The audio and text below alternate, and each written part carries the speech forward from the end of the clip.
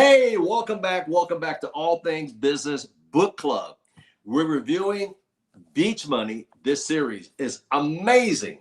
Today, we're going to be in chapter 13 through 18. So go grab your book, hit your friends up, tell them to come join into the book club, come listen and learn. And also, we want to thank you all for being there and leave a comment in the down below, and also hit the thumbs up button, please. If you haven't hit the notification, ding, hit the notification so you give you an alert to all the good stuff. Matter of fact, the next we're having up is a reunion. You guys definitely want to miss that. Well, what I'd like to do right now is introduce the people who's going to be with us on the book club that's going to go through it with us today. Miss Kathleen Williams from Sacramento, California. Good evening, young lady. Good evening, Mr. Thomas. Always a joy to have you. You're just always so always there, and I appreciate your 100% participation. Thank you, dear. You're welcome. Next in I think it's San Antonio. I think she's San Antonio. She's probably at her place in San Antonio. This lady travels quite a bit. Miss Roxanne Corleo. Good evening, young lady. Good evening, Mr. Thomas and all. Yes, I am in San Antonio today. Oh my God, you got that beautiful view of downtown at the rooftop she has in her new place. Man, she's a fantastic lady. Thank you for joining us today there. And last and certainly not least, we got Mr. Harrison Mills in Fresno, California, sitting in the back, looking in front of his pool there, out in the back. It's a beautiful night there in Fresno. Good evening, sir. Hey, all I'm missing is some iced tea. Man, that sounds good. That sounds good. Well, listen, everybody, we're going to go and everybody got their book out, Beach Money. Now, I know this is the first one that came out, but we're not talking about this one, the new and latest one, Beach Money by Jordan right now. And he's across the water in a different country today. And he called in last week to kind of listen in, and he was really happy that we're going through his book, my dear friend. So today we're going to take off in chapter 13 through 18 tonight, 13 through 18. So you folks out there around the world listening in, go grab your book, go grab your coffee, go grab your tea, or as Harrison Mills say, go grab your iced tea. But let's get started. Now, we're going to start in chapter 13, which is, and it says, the day momentum hit. I'm going to read a little bit of the first paragraph. After years of getting in and out of network marketing companies, I decided, I'll say it again. I decided I would give it one more shot. I signed up in my 12th company in 10 years and heard all about the opportunity meeting. See there, and that was what I call persistent. After 12 opportunities in 10 years, he said, I was told I could bring guests. And I'm going to drop down the next paragraph. The company leaders had told me over and over again that if I wanted my guests to be at the meeting, you should pick them up. You should also have your guests to meet you at the event.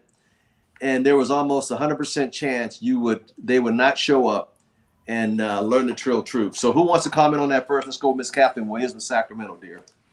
I have seen it personally be very true. You put them in the car and they're there because you bring them. Yeah. But if you just tell them to show up, oh, I'm sorry, I forgot. Yeah, ain't that the truth?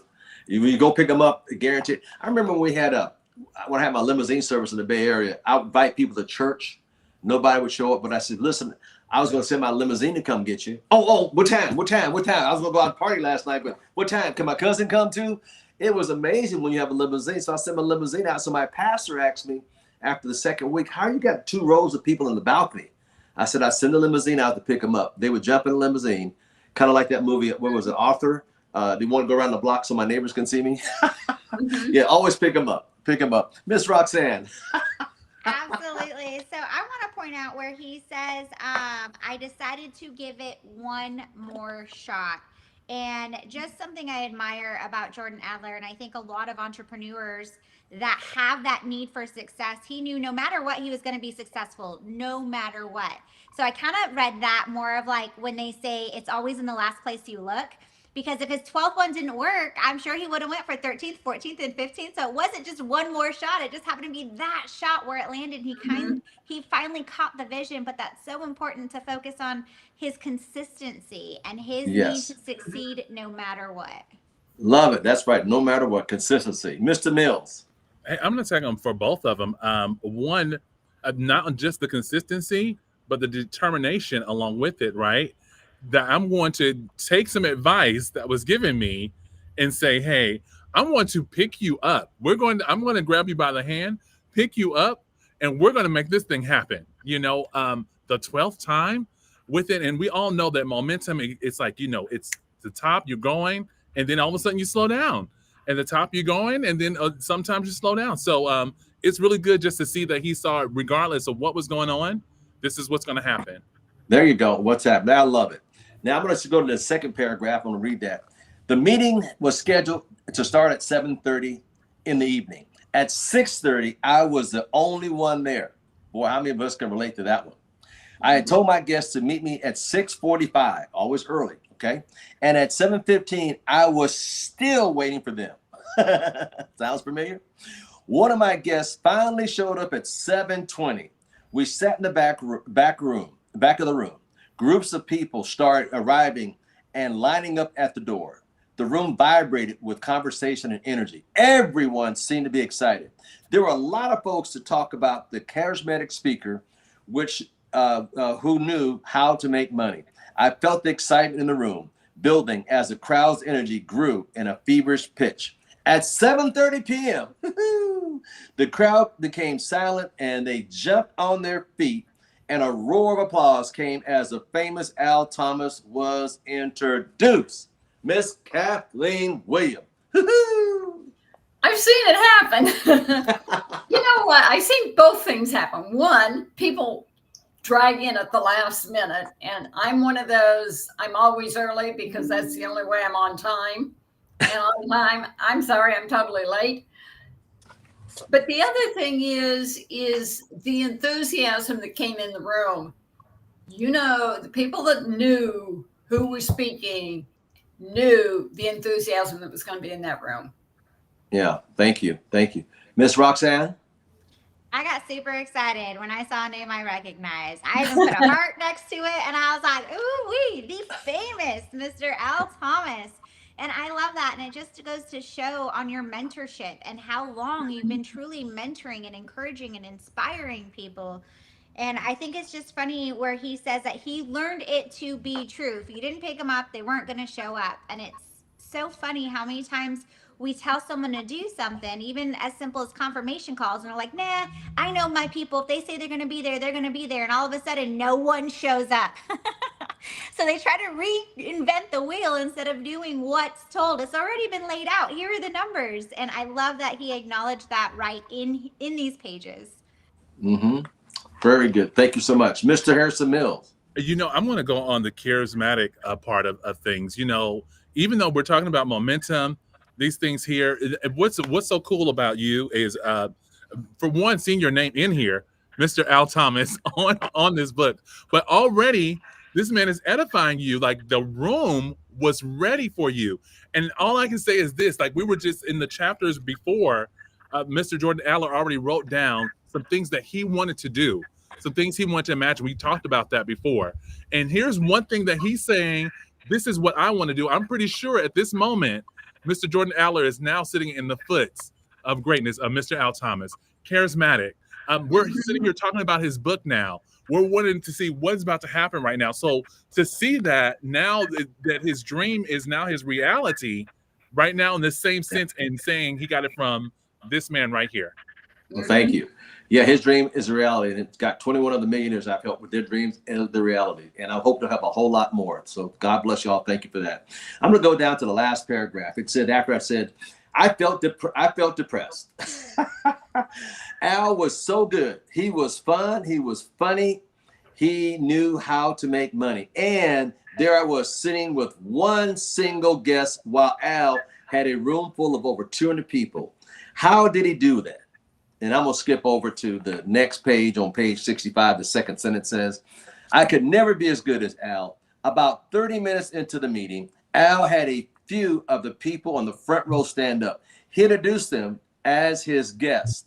In that moment, I realized, here's important, folks, I realized that Al only had 3 guests at the meeting. Al did not have 200 people at the meeting. Wow. You want to comment on that, Miss Kathleen Williams? What'd you learn out of that? Perception. Yep, perception. Well, people's perception of other people. And until you've been in business, especially network marketing, for a while, you don't realize that a whole lot of people doing just a little bit of work makes it look a whole lot bigger than it really is. Yep. of Absolutely. A lot bigger. That's right. He figured it out. That's so true. Miss Roxanne Corleo. He puts it into perspective as it being obtainable for anybody, for everybody. And I think just like Miss Williams says, it's perception that most people have the perception that they have to do a lot of work and it's just going to be a lot of people. I can't get 200 people in a room because I heard one person did it. Well, that's one person out of thousands that might have put 200 people in a room themselves. But the majority of us, it's just that consistency that we talked about. And he used you by putting that in perspective. Hey, here is someone that's famous, everyone looks up to, they value, he inspires. And he also had 3 guests. I can get 3 guests in a room, so making it reachable was just so powerful. Very good, very good, very good.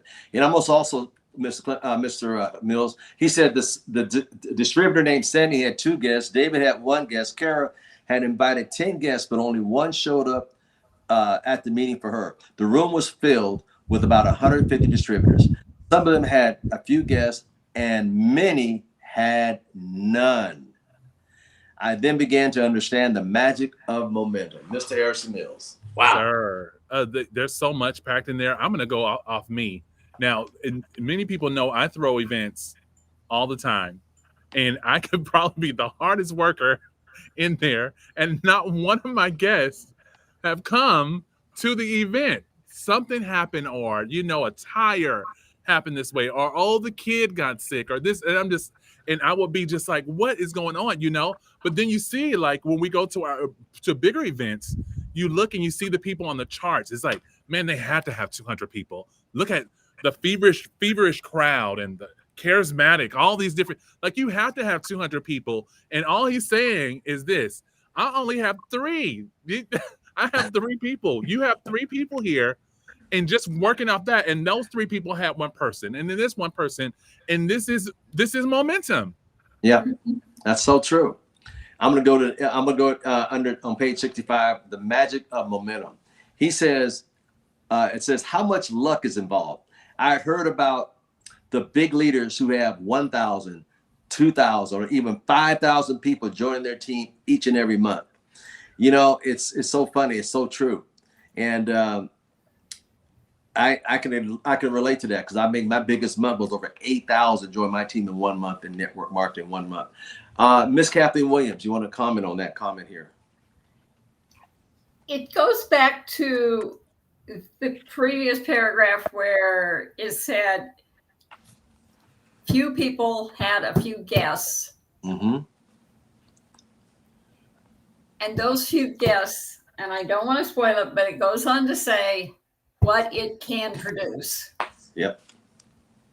So true. So where true. the momentum comes from. And that's how momentum starts. Very true. Thank you, Miss Will. That's a good point. Miss Roxanne Corleo. Yeah, I mean, just to go back to perspective, I feel like this whole chapter is about it and showing the numbers, but showing how the small numbers grow into big numbers. And it's so hard for people to grasp that and see that. And I'm personally a victim of that, saying, man, there's no way I'll be in momentum. There's no way I'll be able to produce what they're producing.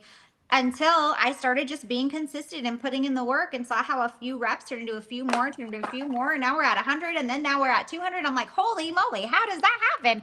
And that's exactly what momentum is. And like Miss Williams said, it's about a lot of people doing a little bit. Yeah, I experienced that. My prayers, everybody around the world is listening today. If you're in network market, experience that, or if you're in real estate, hope you experience that, or even being in business, experience that, because it's a blessing when you look up and see that everybody do a little bit and watch what happens to your income. Yeah. I'm going to flip over to page 66, the second paragraph. He said, I decided to become a leader. I'm going to say it again. He made a decision.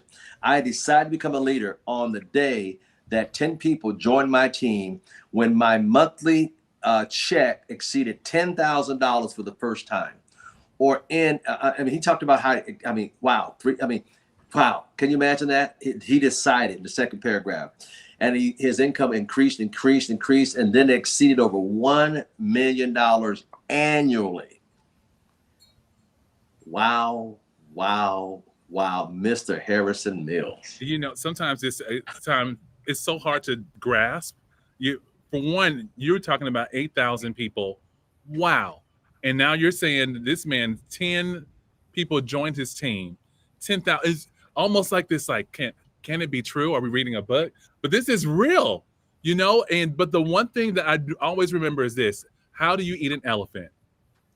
One bite at a time, you know? Don't look so much at the big picture. Just take your one bite and move on. And by the time you look up to grasp for air, you have an elephant there. You know, you just ate a whole full elephant. So that's where I'm at. That's just a wow. Yeah. Making $1 million annually. My first network marketing company, I was in Excel. I was the number 2 all-time money earner. And the number 1 guy, Paul Loberson, who bless his heart, who passed away, his biggest month was $1.2 million in 1 month. Deep. He was number 1. I was number 2.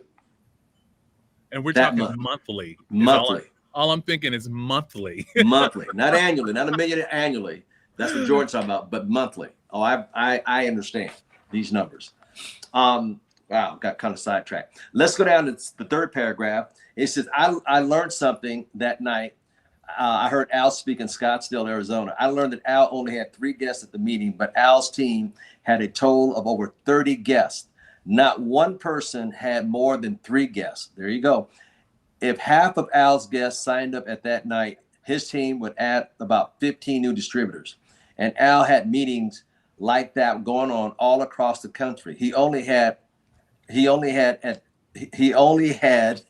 at one of them, he was only at one meeting, but his leaders on his team had conducted similar meetings in Chicago, LA, Columbus, Miami, what is that? Del Monte. I'm sorry. I'm so nervous here. And Sacramento at the same night. If 15 new distributors join Al's team in each of those 6 additional cities, what would add to the additional 90? That would add additional 90 new distributors to Al's team. Wow. And by the way, Al only had 150 distributors in each city across the country who could make. Oh, anyway, you get the idea. What could happen, Miss Williams? Think about that. Wow. Adding 150 to 131 distributors in one night times 7 times 4 weeks. Momentum. Yeah. One word, momentum. So true.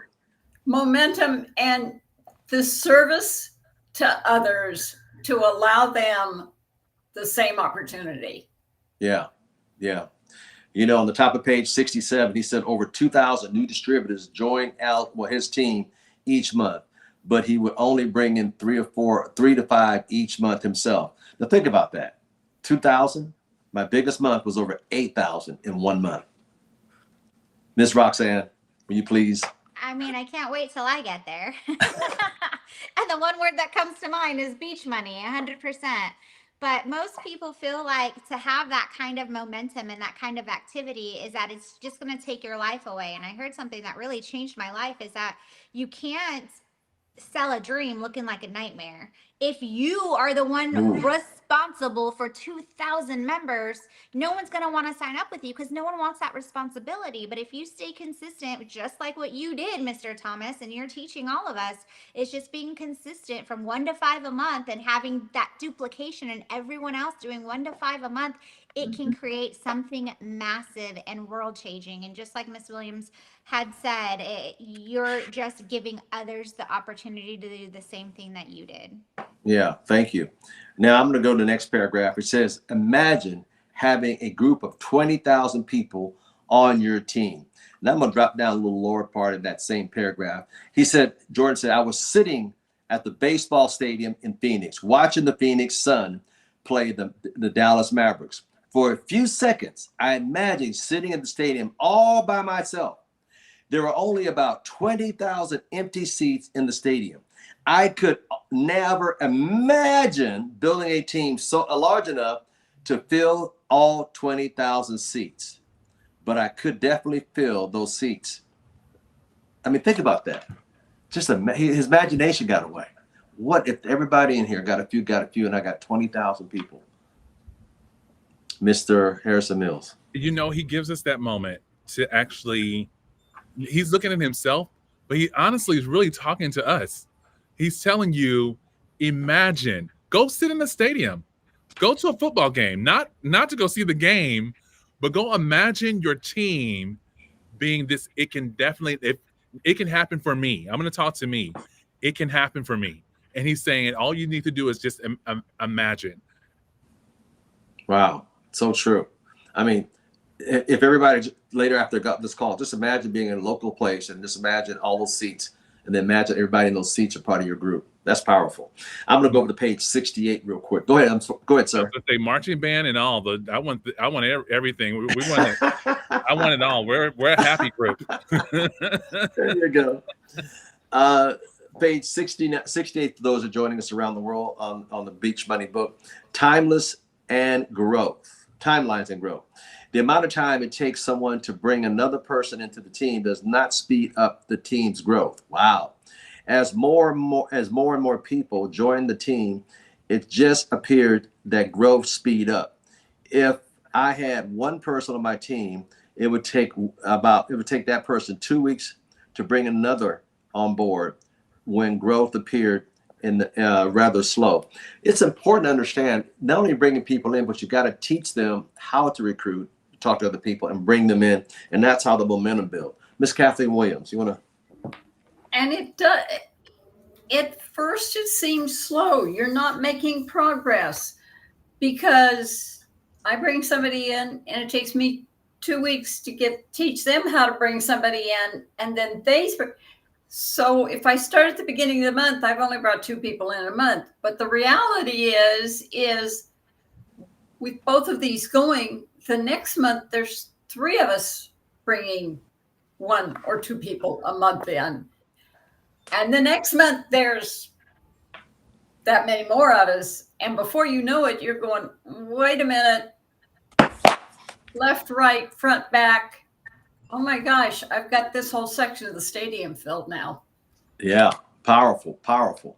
Miss Roxanne, I'm going to go down to the next paragraph. It says, the appearance of momentum in nature. I love how I describe this.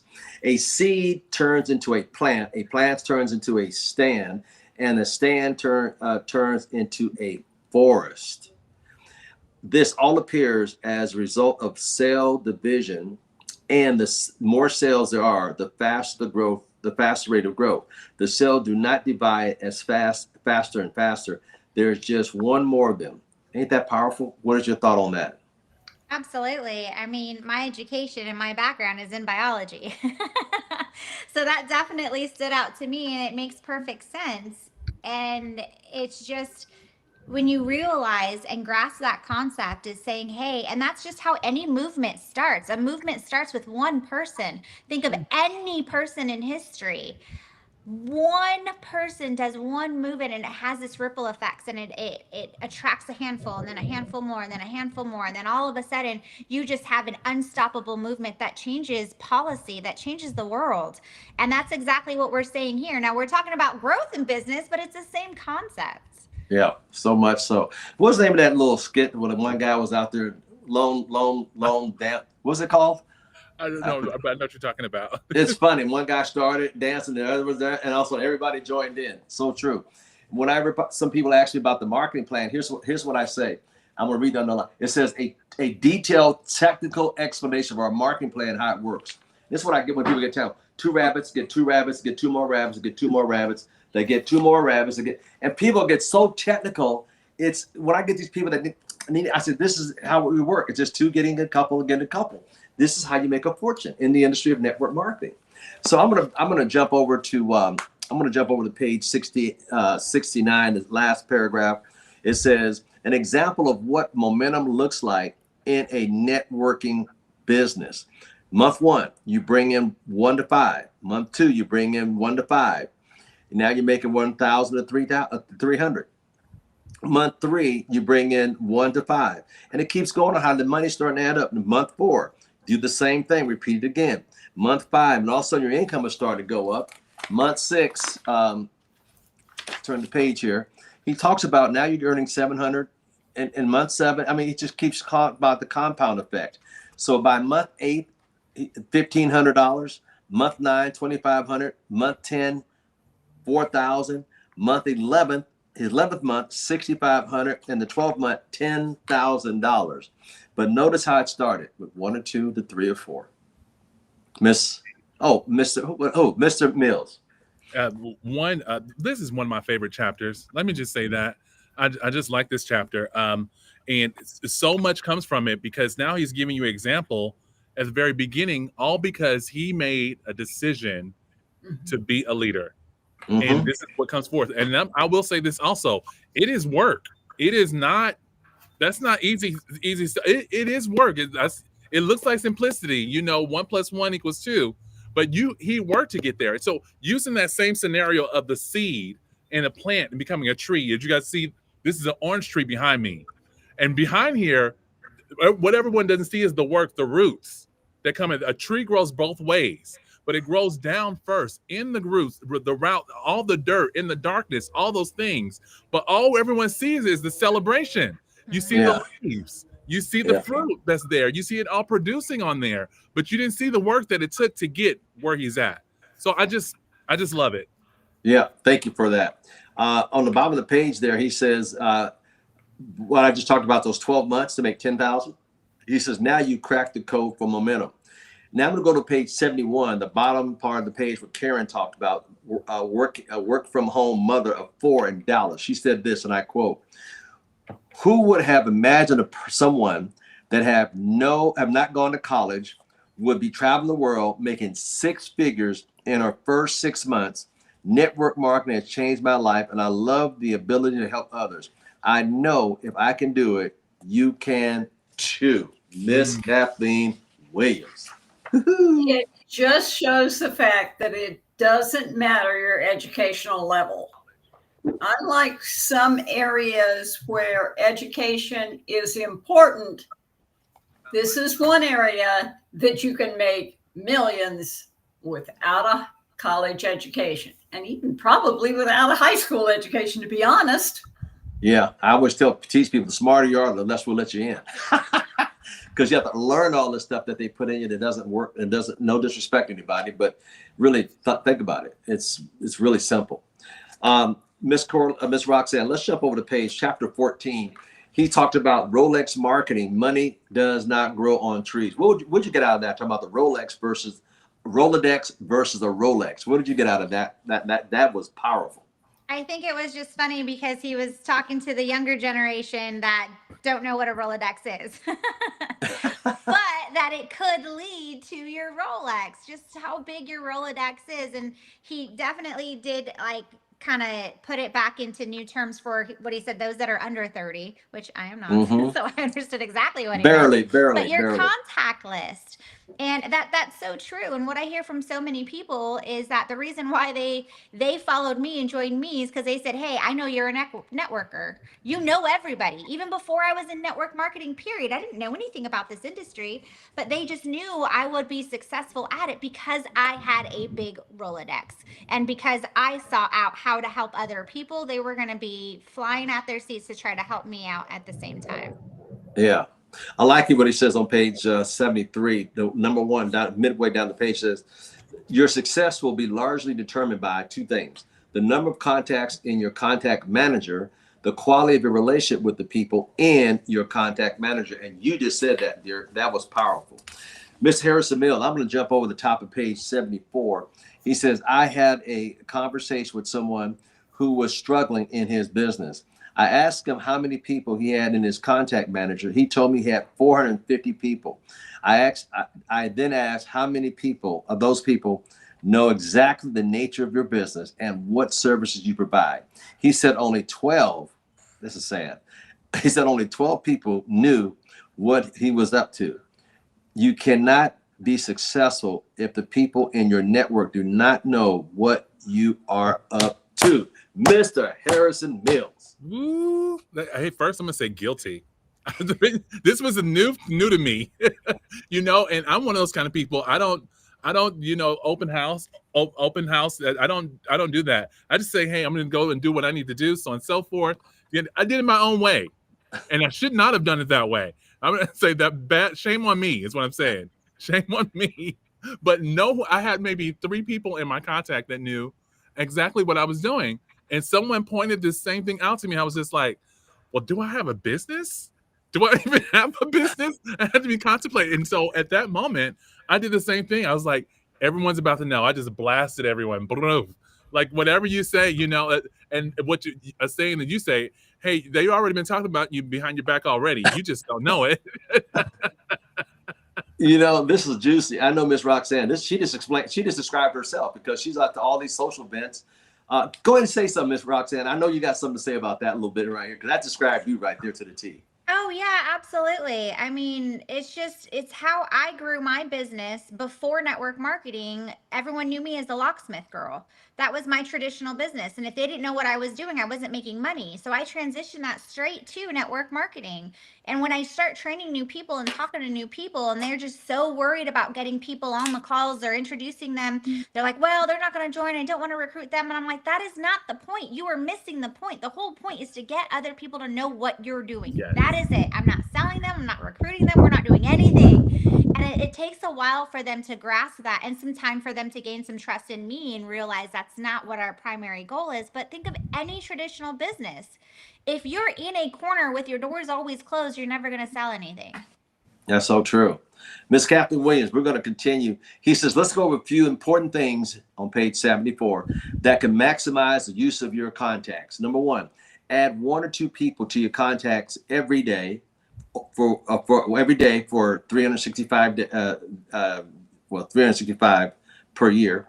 Number 2, review your contact manager as an opportunity to give back. In other words, who can you serve? Number 3, cold marketing is not necessary. Number 4, note that take notes and find out what's important to people. Comment on that, Ms. Williams. What do you think? First of all, adding that, no matter what your contact list or manager looks like right now, 1 or 2 new contacts a day that know what you are doing means 1 or 2 referrals down the road.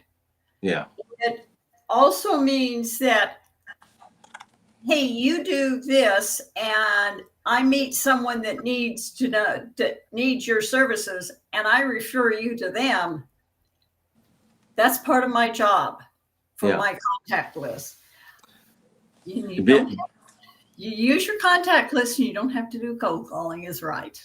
That's right. You need to be that conduit. And one of the things I tell people, go out and get 3 names and numbers a day for what it's going to make of you as a person, because connection is so important. Ms. Roxanne, I'm gonna read this real quick on the page 75. It says, ask yourself, the bottom of the page, ask yourself the following questions about people in your network. This will give you an idea of what you need to do to advance the quality of the relationship with them. So with that, there's 1, 2, 3 things, 4 things he points out. So what did you get out of that, young lady? Because that's right up your alley. Absolutely. So I teach this to people. It doesn't matter what industry or business they're in. Sometimes when I will always sit down and try to have a one-to-one with someone that I connect with, someone that I thought was funny in their elevator pitch, whatever it was. And I'm like, hey, we need to be friends. I need to know what you do because I want to add you to my network in case someone needs your service. But then when they sit down with me and they immediately go into a pitch, this happened actually recently. I had to put my hand out and I said, hey, I'm kind of familiar about your industry, but what I want to do is I want to get to know you. I want to know who you are as a person and how I can trust you to refer to my clients. Like, I understand the industry. Okay, great. I'm not going to learn it. So you don't have to teach me anything. I just want to make sure I like you as a person. And from there, he invited me to events. He came to my event. He's given me tickets for a football game. And I've known this man for a couple of weeks, but I built that relationship and that trust. And so we can show people, even if they're not doing business with us, how to properly do business. Teaching him that one little thing, just say, hey, let's take a breather. When you meet with someone, just get to know them first. That could be life-changing in his business. Yeah, you're amazing at that too. You get an A+ in that department, young lady. You can teach a class on that. I'm going to go down to halfway down page 76. Mr. Mills, I'm going to talk about this. Most people get into business viewing each person they meet as a potential sale. Nope. And it says, successful business owners know that their lifelong association with someone is far bigger than the sale. And Miss Corlano just said that just a second ago. So I'm going to drop down to the last paragraph. So to recap, by focusing on the 5 things you can maximize the value you'll get from your contact manager, let's call it that. Number 1, add people to your network each day. Number 2, get to know people in your network. She just talked about that. Number 3, make sure the people in your network know you and what you do. She's the pro at. Number 4, acknowledge the members of your network with phone calls, cards, and email, which is amazing. And number 5, view your network as an opportunity to give versus the opportunity to get. Mr. Mills. Woo-hoo. Hey, here is the work. We were talking about work, the roots, the ground. Like we just looked at the celebration, what that looks like. Here's the groundwork right here. If you don't have any contacts, you don't have any revenue. This is where your revenue is. If you have nothing there and you're not adding to it, you don't have a revenue. This is where it all starts right here. This is the playing ground to get to that momentum of 1, 2, 3, or 4 people at your event. Yeah, thank you. That's so true. Page 77, second paragraph, it says, most people today do a terrible, let me say it again, a terrible job of acknowledging and connecting with the members of their network on a regular basis. I'm going to drop down a little bit more. It says, although they each take a few minutes, it only takes a few minutes a day to talk to people. And he talks about this as it goes down here a little bit more. He talks about email campaigns do not work, and people think by doing email campaigns it's going to help they're doing the business, but they're not doing the business because, let's face it, when they do blanket email, it annoys people, it says, and most of the time it ends up in the spam folder. Miss Kathleen Williams. That's true. If I get what I feel like is a blast email, delete. But on the other hand, the people that take the time to send me a text to say, hey, you got 2 minutes to talk. I got a problem. Can you help me with it? Can we grab a cup of coffee to discuss what we were discussing 2 weeks ago? Can we work together on something? Makes a big difference. Yeah. And you develop a relationship and you get to know the person and what they are looking for and what I can do to help them find what they're looking for. Very good. He also, on page 78, he talks about also following up people with, down the road within time of 3 months, 6 months. And he said later he would remind them, have a general conversation with them and also establishing what Miss Roxanne Coralano said about understanding who they are as a person. So, Miss Roxanne, I'm going to jump over to page 79. You will doubt. And the second paragraph, he talks about we live in a time of economical uncertainty. In other words, many people have lost confidence in their feeling the pressure of the unknown future. During times like this, many people become paralyzed and fearless. What do you want to say about that? I mean, just every recession we've ever had it just describes this to the T, and everybody just becomes fearful. And if you can be that beacon of hope, fear doesn't need to spread. And people don't realize that network marketing is that beacon of hope. Why? Because it's minimal investment, because you are responsible for your income. You can do it in and out and around your schedule, whatever you want to do, but you just have to put in the work. And for troubled times, people are willing to put in the work because they have no option. It's like burning the boat. It's this or nothing. Or is my family going to go hungry? I have to make it work. Yeah, so true. And they were saying in my last company, the number one earner used to say that regardless of where you are financially, there will always be times when you lose confidence and you doubt. Your doubt will kick in. And I'm going to jump over to page 80, the top of the page, Mr. Harrison Mills. It says, when you hit $20,000 a month, you will doubt if you can earn $50,000 a month. And even at $50,000, you'll wonder whether 1 million per year is possible. And when you hit 1 million, you will probably doubt if you can keep it. Isn't that funny, Mr. Mills? You want to comment on that? It's so true, though. It's so true. Crazy. That one is telling you the human mind. It doesn't matter if you are the richest person or if you got a rock in your pocket. You know, we all go through that certain moments of doubt that happens, which lets you know more about this industry. It's more than just about money. Mm-hmm. It's training the mind. It is. Yeah. That's probably the if anything out of the psychology of this whole thing, it's really your mind, and that you're exercising it. As I say, the renewing of your mind, right? Yep. It's by the renewing of your mind with it, and that has to, and just letting you know, it doesn't matter from the richest person down to. So I remember this happening during COVID, and it just wowed me. This man was he was. I forget what it was, but he had lost. I think that the whole thing tanked. 401k just tanked, and he threw himself in front of a train, which was just I mean, he was rich. This man had money. People would love to be there, and it just had me just think like, wow, that even a person in that caliber, it doesn't matter who you are. What is your mind telling you? Yeah. You know, it goes back to 1929 when people jumped out the windows and killed themselves when the stock market crashed. The smart ones just dusted themselves off and went back to work, and they got it all back again.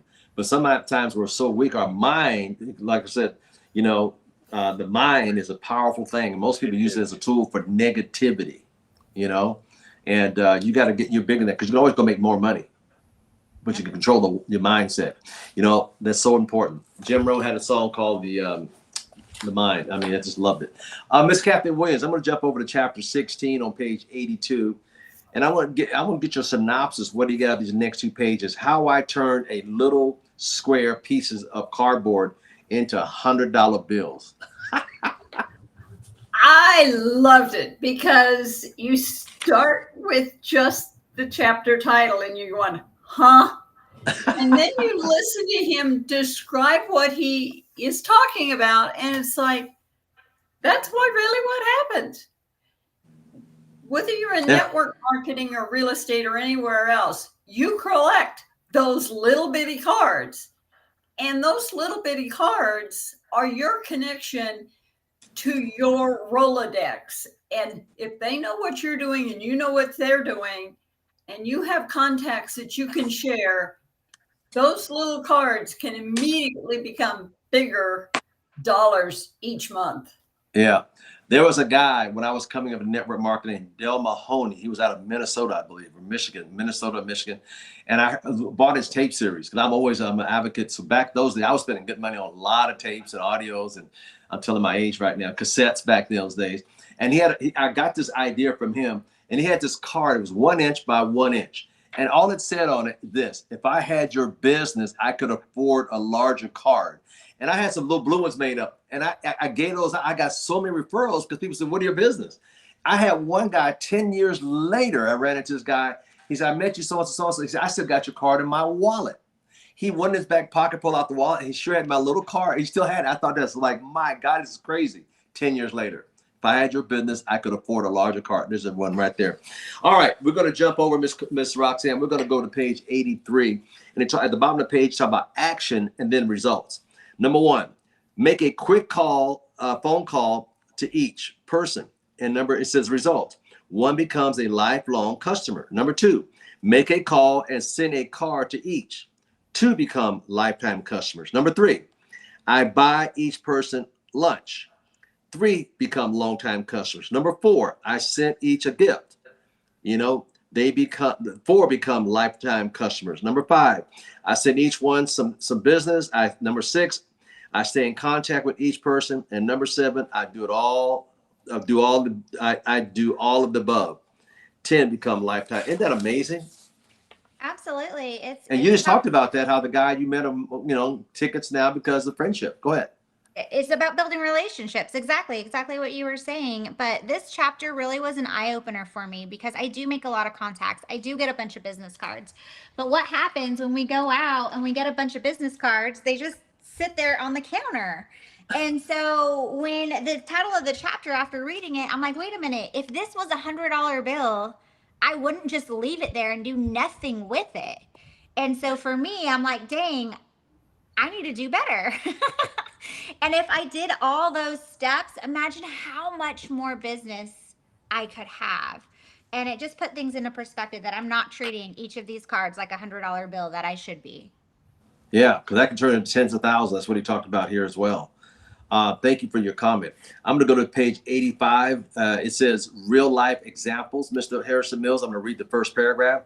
In my current company, I have personally sponsored 122 business partners.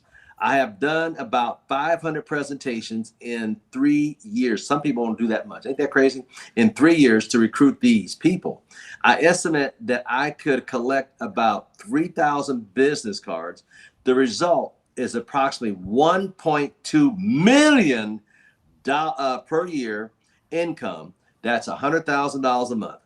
So the math shows that each recruit is worth about $840 per month each time I sponsor someone new. It's like increasing my income by $840 per month, Mr. Mills. Talk about knowing the numbers. You hear me? Oh my goodness. Like talk about it, and not only that, but showing the value of not just the business cards, but just potentially the presentations, the business partners you recruited, the 3,000. You're actually setting goals. 3,000 business cards. I'm going to set a goal for that, and to not just make it a goal, but now I'm going to create some value to it to continue to make myself go for it. 840 per month. How many families could use that? Could use at least maybe half of that right now. Yeah. Just from business cards. That's by sponsoring one new one every month. Now, let me ask you guys out there in the audience that are around the world are listening. Would you total 122 business partners? Would you go through 500 presentations? Listen up, to get 122 to make 1.2 million. If the answer is yes, then go do it. Go do it, because you're not making that now. I'm sure. I don't know, but think about it. 500 presentations. What if it took me 1, 2, 3 years? Is it worth it? Get 122 people on my team. Is it worth it? To make 1.2, is it worth it? If it took you 1, 2, 3, 4, 5, 6, 7, 8, 9 years, is it worth it to make 1.2? And the answer is yes, Mr. Thomas. That's what I thought. So I just want to go through this number. This is a real life example. So I'm telling you, it does work, guys. It does work. All right, I left off. Let's go to Miss Kathleen Williams on chapter 17 on page 86. He says, the $1 yardstick solution. And I'm going to drop down a little bit. He says, we work to get promoted. We work to get a raise. We're talking about a job now. We work to get downsized. We work to get laid off. We work to get another job. We work and get another raise. We work to get relocated. We work to get replaced. And we hope to retire with something to show for all our work. We do this for 22 inches or 36 years of our life. What did you get out of that chapter there, 17? Because it's 17 by itself. This yardstick is a chapter by itself. Miss Williams. The reality of what most people are doing today, and it's a sad reality, because people go to work, they get work for a raise, they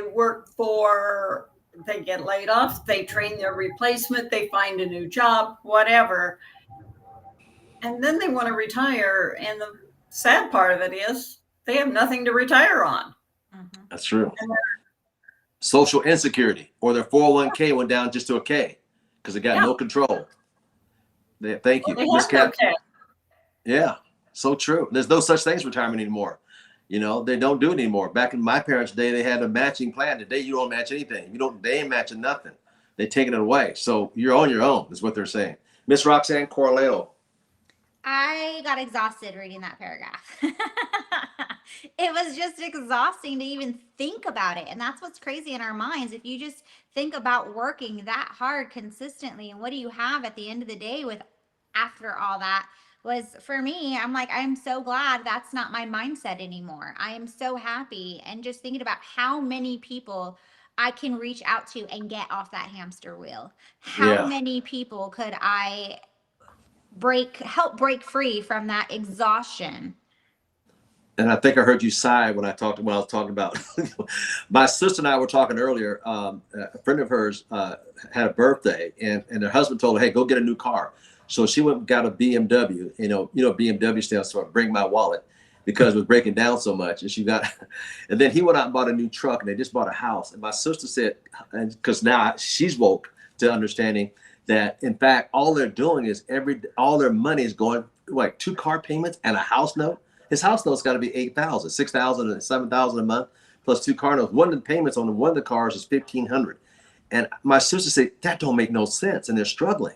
And so many people, they go into debt. By the time they look up 10, 20, 30 years, all they did was work for the niceties. They got nothing to show for it. It's so true. Wow. So, Mr. Harrison Miller, what do you got out of this chapter 17? It has me think about this same scenario, using the same thing. It's talking about a line, and here's this little part that we focus on, but you have all of eternity, which is here, but we focus on this one small part. Now, going back to this little small part here, right? Now you're working that many hours. This is how you spent your life in this one small part. When you have a different way of showing you how to actually enjoy this little part, as you have this little part focusing on this whole eternity part here. So it's just a perspective for me that says, I have to do something different. I want to do something different. There must be something different. Why not try it? There you go. Exactly. Because we all know, we look at our parents and grandparents, and we're going down that same road. We got to change the scenery. Let's put it that way. All right, let's go to chapter 18, our final chapter, page 88. For folks out there around the world and listening in at home, thank you for joining us tonight. We're going to go into the chapter 18. It says how to get really rich by breaking even. And I'm going to go down to the second paragraph, and I'm going to get into the last paragraph, the second paragraph, a little bit there. He says, any business that involves training teams and leveraging the work of the people and money, he said, ask yourself this: if you can make a trip break even. In other words, when you travel outside your initial area to go help a team build, the key is you got to make enough money to break even, or you just, you got to break even. And this is one of the things that Jay had taught him, a friend of his, and don't go nowhere unless you can break even. If you make money, that's wonderful, but you got to be able to break even. As I travel, as I did, I would always say, if I have to psychologically, I got to have these new people come in my business to make my trip break even or worthwhile. And then the residue, the residuals come. So Miss Kathy Williams, how do you feel about this whole chapter, that page there on page 18? That whole chapter page, 18. and all of chapter 18, it says to me as, yes, I need to make sure it breaks even, because he talks about how he made 2 trips to see one of his downlines. And it was after the second trip that he began to break even down the line.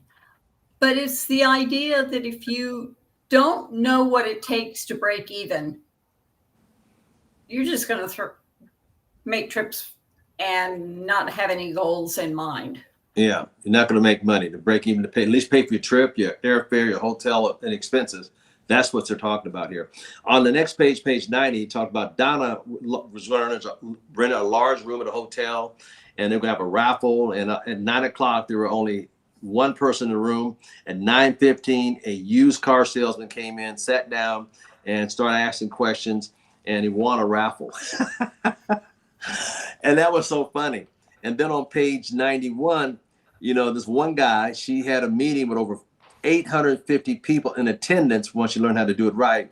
And her checks had skyrocketed from original $600 investment in 2 short trips to Colorado. Here it is. Netted him $30,000 in profit over the next few years. Jay's simple advice to ask the question, can you make the trip break even?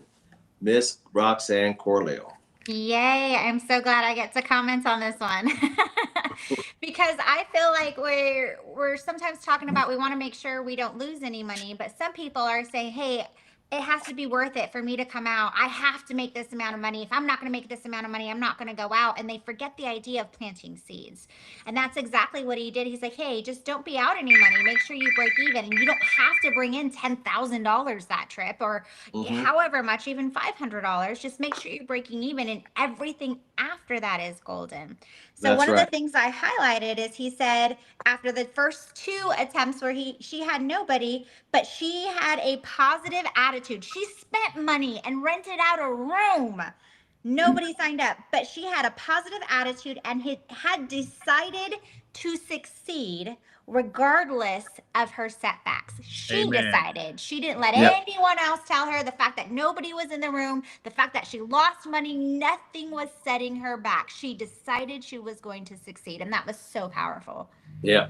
See, as an investor, a lot of people, they're mom and pops. They put a little bit of money. Oh my God. No, as an investor, most investors, honestly, investors will invest in things years, months, weeks for things not to make them dime, but they know the outcome. Jeff Bezos, same thing. I mean, I look at, they all invest millions and billions, and they know that it takes time to build it, but they're willing to put their money where because they know the return is going to be astronomical. But the average person don't think long term, think short term. If I go up there, I don't make any money, I'm quitting. If I don't go back, I didn't make any money, they're quitting. I've been to towns, cities 3, 4, 5, 6 times before it started paying me back. But I knew what I was dealing with, but I knew I got to give to get. And a lot of people, they got to get to get. No, you got to give it to get. So powerful. Mr. Harrison Mills, you want to comment on that? The longevity of it all. We live in a place where, we want instant gratification. And this is an instant where you definitely need to have that confidence. I wish I could make a song out of that. I made a decision that just came up again. Maybe that I'm sitting on something. I need to make I thought of it. If you take that credit, I thought of it. Ask AI. I made a decision. All right. Last question of the evening. I want everybody to comment on this on page 92, the last paragraph. I am all for investing in your business. I'm also for making money. You always want to budget for success. Following Jay's advice, if you want to build a profitable business, and if you are running an ad, renting a trade show booth, traveling to train your distributors, or building relationship just to help them grow, ask yourself, can I make this activity break even? I built a multi-million-dollar business by breaking even, and you can too. Miss Kathleen Williams. Now drop the mic. That for me was like, that's why I go to events. That's why I do things. Am I always breaking even? No. But by taking people with me, showing people how to do it, in the longevity of the thing, I will break even and come out ahead. It's a servitude attitude. I'm serving as many people as I can. That's right. You know what I learned a long time ago? I don't worry about what comes to me. If I can serve more people, the blessing is going to come back to me. I just got to get them serving. So true. That was a great answer. Miss Roxanne Corlejo.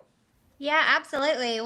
Just in business in general, that's how I started business. Even outside and before network marketing is how long or when can I break even? Will this tool or this task, will this class help me break even?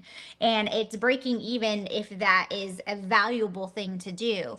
But what's so great is the fact that he continues to say, going to these things, put a plan into place to break even. Know your numbers. That's all he's saying. Know your numbers. Is know your numbers. And everything after that, since it's residual, is golden. That's how he made millions, not by breaking even consistently, but making sure he broke even at that particular time. He knew his numbers, and everything else after the fact is what built his millions. That's right. But here again, with a closed fist, you can't give or receive. The more you open and give, the more God will bless you with the receiving end. But you got to plan it. You don't go to the fireplace, say, let me get some heat, then I go get the wood. No, you got to go get the wood in the coal, invest in that, and go out there to bring it in to get warm. So it's the same thing. Thank you. That was a good one. Mr. Harrison Mills with the last word of the evening, sir. Hey, what a conversation. Let me first say that for the one person that is not coming traditionally from business, That's not part of your vocabulary. Breaking even.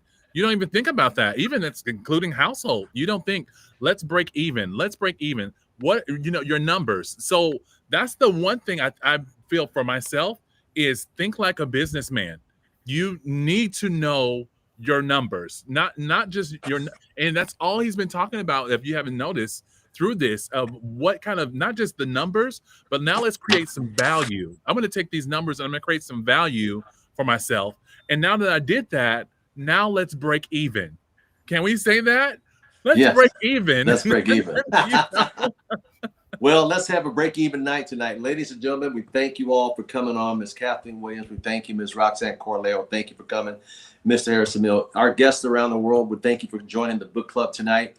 We'll be back next week with chapter 19 through 21. So be prepared, read the book. If you haven't got it, go out. There'll be a link here that you can go out and pick up Jordan Allen's Beach Money.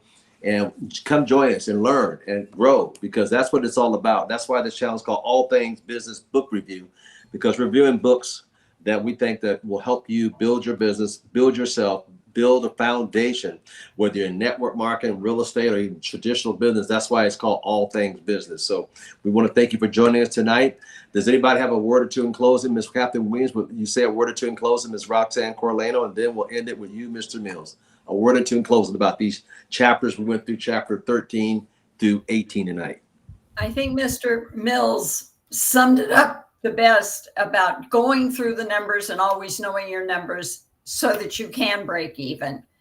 And the section on the little card can be Right. a $50 bill was fantastic. Great. Thank you, dear. Miss Roxanne? Absolutely. I just want to reiterate what I already highlighted, but she had a positive attitude and had decided to succeed regardless of her setbacks. No matter what you are going through, anybody that's listening in right now, please have a positive attitude and decide you are going to succeed regardless of your setbacks, and you will. Put that in the universe. Wow, that was good. That was really good. Mr. Harrison Mills. Woo. Hey, I think I'm going to end with gratitude. And gratitude is both reflective and prophetic through the whole thing. And this is what I'm saying is, first, thank you for being an example, for showing someone like Jordan Adler, who wrote a book. So now we're sitting here talking about breaking even. And here's the next thing is this, as you say, put it in the universe. I'm already thanking God, saying this: I will have a stadium of people sitting around me making 1.2 million per month. Those having those type of numbers, I will have that happening. And so I'm already thankful for it already. Yes, sir. I love it. I love it. I love it. I love it. I love it. I love it. I love it. Well, ladies and gentlemen around the world, we want to thank you for tuning in tonight. We appreciate each and every one of you. We'll be back next week. But like I said, going through the other chapters. God bless everybody tonight. Thank you so much for tuning in. Leave a comment. If you haven't subscribed, subscribe as quickly as possible. Hit the bell notification so you can get alert to know when we're doing other things. Take care. God bless. And thank you so much, Ms. Kathleen Williams, Ms. Roxanne Corleo. Thank you so much, Ms. Harrison Mills. God bless everybody. Thank you so much, Mr. Jabri Clemens. God bless.